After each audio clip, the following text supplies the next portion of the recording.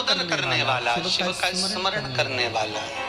तो अगर मालूम पड़े प्रारब्ध के कारण कोई कर्म के कारण हमें मिल भी रहा है तो वो समाप्त होगा, वो मिटेगा। और बाबा से कहते थे नाना, भोला सब दुख काटो मारा। बाबा बस कृपा कर कर मेरे दुखों को काटिए। बाबा बोले शिव, उस बुजुर्ग से कहते हैं तुम्हें कर्म का भोग भोगना पड़ेगा। बाबा ये कर्म का भोग मनुष्य क्यों भोगता है? शंकर कहते हैं पूर्व में जो कर कराए हो उसके अनुसार फल मिलता है।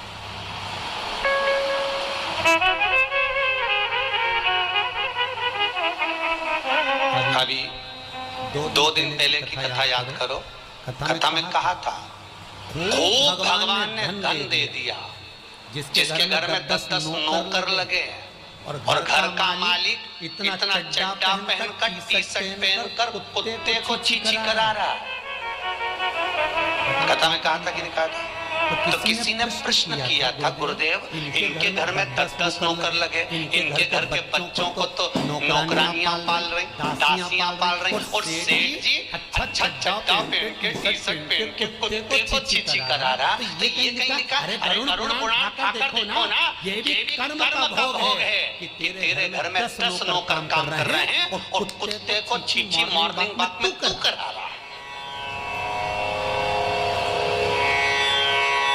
तुमने भी देखा होगा, जितने लोग टीवी पे कथा सुन रहे हैं, सही बताओ ईमानदारी से, अपनी अपनी स्वीकृति भेजना हो व्हाट्सएप पे जरूर।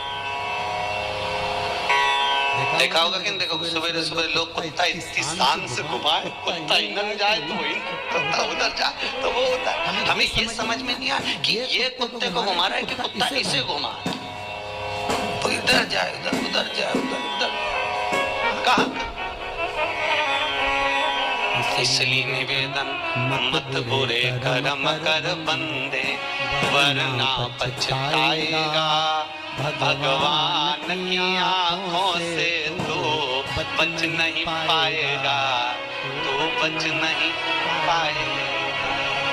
कर्म का भोग भोगना पड़सी पड़ेगा, चाहे रो के भोगो चाहे हंस के।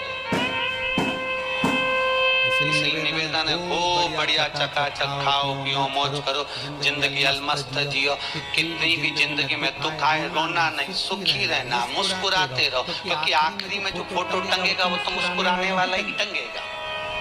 तुम भले जिंदगी रोके नहीं खाए, फोटो में तो तुम स्माइल देते ही मिलोगे, माला टंगी रहेगी मुस्कुराते। जितों के घर भी जाके देखोगे तो मुस्कुराता हुआ फोटो मिलना, रोता हुआ किसी का नहीं मिलेगा, भले जिंदगी कितनी भी रोके नहीं खाए। चित्तवृत्ति को लगाओ भजन में, कीर्तन में, स्मरण में। जितना समय गया जाने दो, जो बचा उसको शंकर में लगा दो, शिव में लगा दो।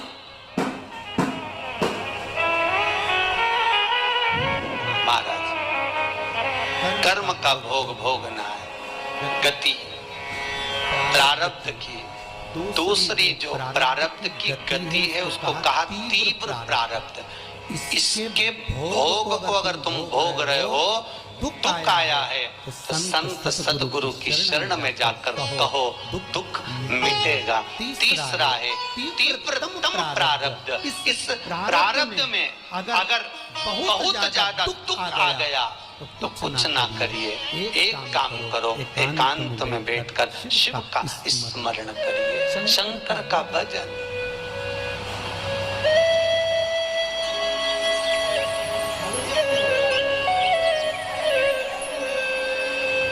बटकेश्वर महादेव और पिपलेश्वर महादेव,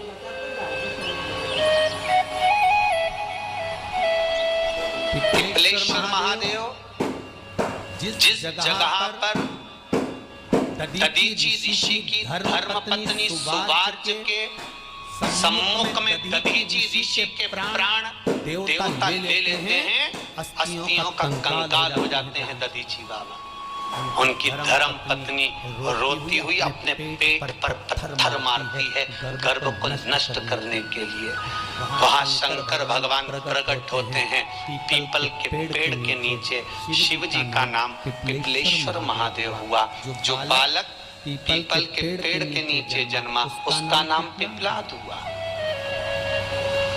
दो महादेव अपनी पुस्तिका में लिख कर रख लो, एक बटकेश्वर महादेव और एक पिपलेश्वर महादेव।